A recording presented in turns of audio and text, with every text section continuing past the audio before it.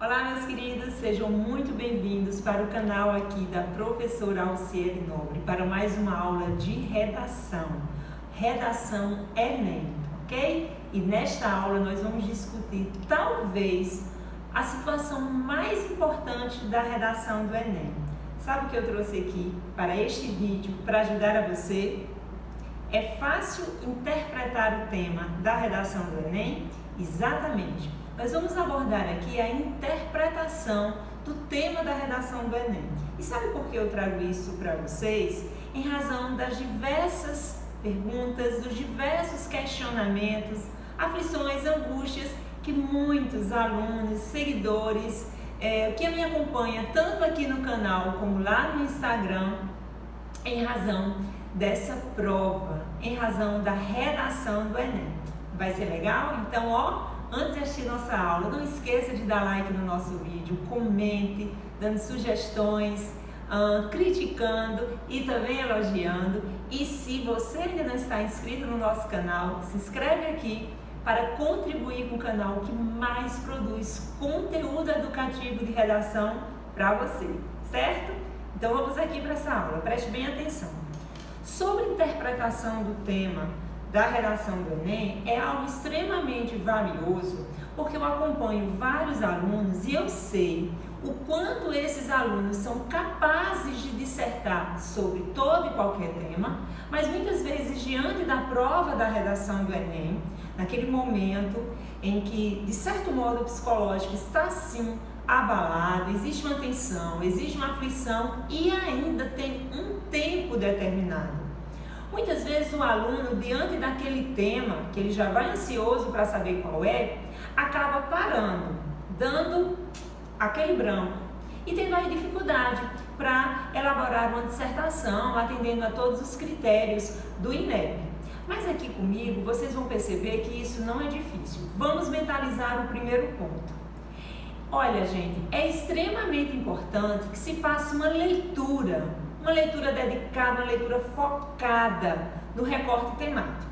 A gente observa, e eu trouxe aqui as duas últimas provas de redação do Enem, a de 2019, sobre a democratização de acesso ao cinema no Brasil, e a de 2020, a recente prova sobre o estigma associado às doenças mentais na sociedade brasileira.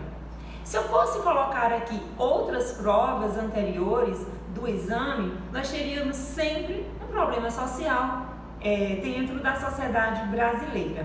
Até porque essa prova de redação traz esses temas, essas discussões, esses debates sociais brasileiros. Ou uma coisa que a gente precisa compreender, que a gente precisa entender, é que essa prova, neste recorte temático, nós temos um substantivo que define o tema maior. O tema maior é cinema, mas o substantivo que delimita é a democratização do acesso. O tema foi saúde mental, mas não foi sobre qualquer debate sobre saúde mental, mas os estigmas associados às doenças mentais. Então, observe que há uma necessidade de você perceber que nos vários exames, a prova de redação traz um recorte temático e o foco, além do tema maior, o que delimita é esse substantivo. É esse substantivo que vai nortear para que você possa elaborar essa redação de modo a atender ao tema e assim sair com uma nota muito satisfatória. Depois que a gente ler o recorte temático, mas antes disso eu vou fazer o seguinte com vocês. Eu acredito que se alguém que está aí nos assistindo já fez o Enem, quando se depara com essa prova de redação, que começa a ler os textos motivadores, às vezes um pouco assim bem ansioso, que olha o recorte temático, se assusta, né? Dá logo aquele pavor. Às vezes um tema não tão difícil, mas já tem aquele pavor. Gente, é importante que a gente abra esse caderno de questões e na prova de redação olhar com tranquilidade, com calma, ler o recorte temático. O recorte temático não é suficiente, ele é importante, mas não é suficiente. Eu preciso ler com calma os textos motivadores. Nos textos motivadores, eu tenho o norte para a produção dessa redação, para os melhores argumentos, um caminho para a construção de argumentos bem pertinentes para o tema aqui que está sendo cobrado, exigido, tudo bem? Então, a primeira coisa que eu preciso fazer, eu li o recorte, agora eu vou ler os textos motivadores. Vamos aqui lembrar da prova de 2019. A prova de 2019 trazia o seguinte, como tema, democratização do acesso ao cinema no Brasil. Uma dica que eu vou no primeiro momento, depois que eu leio o recorte temático, é fazer uma pergunta. A democratização do acesso ao cinema no Brasil, se eu digo democratização, existe cinema acessível para todos no Brasil? No meu modo de pensar, de modo geral, eu digo que não. Não há. Nem todo mundo tem acesso a esse espaço cultural, ok? Agora eu vou para os textos motivadores. E aqui eu vou buscar filtrar algumas informações que podem e vão ser pertinentes à minha argumentação. No texto 1 dessa prova, eu trouxe um recorte histórico, como o cinema surgiu. Mas lá nas duas últimas linhas desse texto, traz a seguinte informação: como uma estranha máquina de austeros cientistas virou uma máquina de contar histórias com enormes plateias. Então eu já deduzo que o cinema conquistou o mundo de geração em geração. Então, ao longo dos anos, durante quase meio século, então eu posso dizer que o cinema, em um certo momento, ele foi da massa, ele foi de muitas pessoas. No texto 3, traz um curto texto falando que o Edgar Morin define o cinema como uma máquina que resiste à resistência e restitui como tal, porém levando em consideração o indivíduo, ou seja, o cinema seria o meio de transpor para a tela o universo pessoal, solicitando a participação do espectador. Então aqui vem a ideia de arte, a ideia de produção, de representação da sociedade. No texto 3 eu tenho dados estatísticos e é bom ficar ligado nisso. As provas de redação do Enem, dentre os textos motivadores, sejam 4 textos ou 3 textos, nós sempre temos dados estatísticos e esses dados estatísticos confirmam uma realidade acerca desse tema. Nesses dados estatísticos aqui, nós temos algo que já pode trazer umas informações bem pertinentes. Nos últimos 5 anos, a penetração do cinema cresceu 43% entre os brasileiros. Então, houve um aumento nesses últimos 5 anos. Mas existe um dado interessante. 88% dos brasileiros, os telespectadores, assistem a filmes na TV. O tema é cinema, o tema não é filme. 19% dos telespectadores dos filmes na TV vão ao cinema, então menos de 20%. 17% da população frequenta o cinema, gente, então o cinema não é acessível. Eu estou respondendo aqui anteriormente. E 95% dos que foram ao cinema assistem filmes na TV. Então, existe uma ideia de se gostar de cinema. Então, aqui já dá para entender que o cinema não é democrático, não é acessível. O texto 4 traz umas informações que o cinema, teve um parque exibidor vigoroso e descentralizado, tá? Por volta de 1975. O cinema estava em 80% das cidades do interior, só que o país mudou.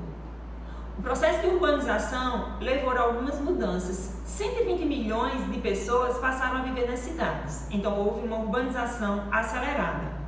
A falta de investimento em infraestrutura urbana, então havia uma cidade que não era acessível a todos. A baixa capitalização das empresas exibidoras, muitas empresas faliram nas cidades pequenas.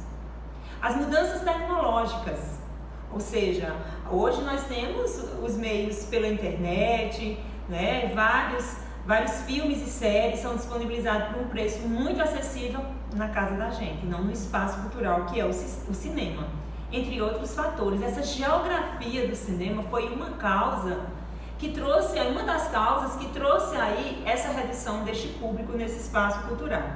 E daí houve uma baixa muito grande na década de 90. Depois retoma em que espaços? Em shopping. E shopping é espaço de consumo. não é um espaço acessível para todo mundo, embora seja um espaço público. Nem todo mundo tem condições de estar numa sala de cinema no shopping. O cinema deixou de ser em espaços públicos urbanos e passou a ser em espaços de shopping. E as regiões que mais foram afetadas com a redução disso, o Norte e o Nordeste, como diz aqui no texto 4, além das periferias. Então a gente já tem aí uma questão voltada para a condição socioeconômica. Então é analisando dessa forma que a gente percebe que, diante de uma prova de Enem, que eu tenho que relacionar isso a um direito, a uma questão social, e neste tema está relacionado a um eixo que nós identificamos como eixo cultural. Então eu posso aqui afirmar que esse direito à cultura, o direito ao cinema, por algumas situações, algumas questões reais, ele acaba por ser não legitimado, ele acaba por não ser consolidado. Então é dessa maneira que a gente chega ao entendimento de um tema. Se eu tomar como referência também o Enem 2020, eu tenho aqui uma importante informação com relação a um tema voltado à saúde mental. Então eu tenho um recorte temático que ele precisa ser interpretado também. O estigma associado às doenças mentais na sociedade brasileira. Sabe o que foi que aconteceu? Muita gente ficou confuso com a palavra estigma, mas os textos motivadores, eles são tão bons que parece que a banca que organizou pensou, algumas pessoas vão ter dificuldade nessa palavra, eu vou colocar o significado dessa palavra para ajudar, como ajudou no texto 2. É por isso que eu chamo a atenção de você que está aí me assistindo, que não precisa ficar nervoso, não precisa ficar paranoico, não precisa ficar com tanta tensão, tanta ansiedade, porque os textos motivadores, eles encaminham muito bem para o processo de argumentação. Basta ler com atenção, porque a prova de redação do Enem, antes de tudo, é uma prova de leitura. É preciso ler com atenção para que se possa filtrar aquilo que está sendo exigido. Daí muitos alunos eles relataram, eu fiquei com dúvida na palavra estigma e eu me estranhei um pouco, mas eu precisei ouvir e entender. E daí tudo bem, são estigmas associados às doenças mentais na sociedade brasileira. Então vamos supor que eu não entendi o nome estigma, mas eu vou para o texto. O texto 1 trazia uma informação muito importante sobre a questão de saúde mental e doença mental. Então, o texto 1 destacava que uma pessoa tem saúde mental, primeiro quando ela compreende que ninguém é perfeito, tem que haver esse entendimento na sociedade, que ninguém é perfeito e que todos têm limites, todos possuem limite e que não se pode ter tudo para todos. Tá? Eu acho que existem muitas angústias, muitas ansiedades na nossa sociedade, nessa ânsia de querer, e você acaba afetando sua saúde. Quando você percebe que isso existe, que nem todo mundo vai ter direito a tudo, melhora muito a nossa vida e o nosso bem-estar. Uma outra coisa é que as pessoas que têm saúde mental não são aquelas pessoas isentas de uma doença mental, de um transtorno, mas são aquelas pessoas capazes de enfrentar desafios e as mudanças na vida cotidiana. Com o quê? Com equilíbrio, e sabe procurar ajuda quando tem dificuldade, quando reconhece que precisa, uma ajuda terapêutica, uma ajuda de um médico, uma ajuda profissional. Porque são muitos conflitos, são muitas perturbações, traumas ou transições importantes nos diferentes ciclos da vida. Está aqui no texto isso que eu estou lendo, gente. Isso que eu estou falando, na verdade eu estou recortando. Então, a forma como ela reage, às exigências da vida e ao modo como harmoniza seus desejos, capacidades, ambições, ideais e emoções. A saúde mental está relacionada a isso, a forma como nós reagimos a tudo isso. Porque todo mundo pode sofrer, todo mundo pode passar por uma situação difícil e comprometer o seu psique. Tudo bem? Então, essa ideia de tornar isso algo natural, o texto 1 trouxe para essa perspectiva, de fazer com que as pessoas compreendam que qualquer um está suscetível a um problema, advindo de uma angústia, de um conflito, de uma mudança que aconteceu na sua vida. O texto 2 vem a salvação. Traz logo a origem da palavra estigma, que está relacionado a marcas e cicatrizes deixadas por feridas. Isso no sentido denotativo. Por extensão, Em um período lá da Grécia Antiga, gente, o estigma estava voltado a marcas feitas de ferro para excluir. Então, essas marcas, né, de ferro em brasa, que, né, marcava mesmo a pele das pessoas. Criminosos, escravos, eram pessoas excluídas. Olha só o entendimento que eu tive. Exclusão, excluir o criminoso, excluir o escravo. Exclusão, gente, já nos leva à ideia de preconceito. Que aí, gente, no lugar hoje, se nós pensarmos essa mesma palavra, que é estigma hoje, se nós pensarmos no tocante ao universo de doenças psiquiátricas, no lugar de uma marca de ferro real que eu estou vendo, um estigma, no lugar de apontar uma cicatriz, a marca é o preconceito. O estigma é o preconceito, que vem de falta de informação e vem também de uma precariedade no serviço público de saúde para atender essas pessoas. Então, eu já tenho duas pontes, que o texto 2 me salvou. Então, eu vou pensar sobre isso. E daí, esses tratamentos precários, porque muitas pessoas sofrem de depressão, muitas pessoas sofrem de transtorno bipolar, de ansiedade, transtornos mentais graves. Então, as pessoas, a gente sabe, na sociedade brasileira, que uma pessoa que tem um transtorno mental, ela sofre estigma. Ela é excluída da sociedade, ela é vista como uma pessoa que ou então é vista como frescura, como na próxima linha tem. Muitas pessoas manifestam que transtorno mental é frescura, tem porque quer, e não é assim. Outras pessoas consideram que isso está relacionado ao ideal de felicidade que não é igual para todo mundo. A tentativa de se encaixar nesse modelo cria distância dos sentimentos reais e quem os demonstra é rotulado, o que progressivamente dificulta a interação social. Então existe uma sociedade cada vez mais tensionada a nos colocar dentro de um padrão, do ideal de felicidade. Eu tenho que ter isso, eu tenho que viajar para esse lugar, eu tenho que estar frequentando esses espaços, eu tenho isso, quando eu sei que tudo que existe no mundo não é para todos. Mas as pessoas não acham assim, porque tem que estar em tal lugar, e sofrem, não é? Então, esse ideal de felicidade que as redes sociais, que têm popularidade, mostram, é uma face cruel. Desempenhando o papel de validação de uma vida perfeita, e não existe essa vida perfeita. Vida em rede social, ela não é vida real, é vida idealizada. E criando um ambiente em que tudo deve ser mostrado em seu melhor ângulo, fora dos holofotes da internet, porém, transtornos mentais mostram-se mais presentes do que imagina. Gente, aqui já disse sobre o foco desta pergunta, desse tema, perdão. Eu não sei o que é estigma, mas o texto 2 já me ajudou. Então eu pensei assim: os estigmas associados às doenças mentais na sociedade. Vamos fazer a pergunta: existe estigma? Meu Deus, existe muito. A questão do preconceito, a questão da falta de informação, a questão de não enxergar uma doença mental como uma doença, e sim como frescura. Porque se você tem um problema no coração, você não tem problema em dizer que vai ao cardiologista. Mas se você tiver uma consulta agendada para ir ao psiquiatra, você tem vergonha de dizer, sua família esconde isso às vezes. Olha como a questão é séria. Olha como esse tema foi importante para o debate. E como eu disse a vocês, os textos motivadores do Enem trazem dados estatísticos. E esses dados estatísticos aqui, gente, são muito importantes. Olha, 322 milhões de pessoas vivem depressão em todo o mundo. Isso notificado, isso reconhecido. 11,5 milhões dos brasileiros têm depressão. São muitas, e isso, mais uma vez eu digo, os notificados. Hoje, a depressão é a doença mais incapacitante do mundo, torna o ser incapaz. O Brasil é o país mais depressivo da América Latina, então esse problema existe na sociedade brasileira, e ele é enorme.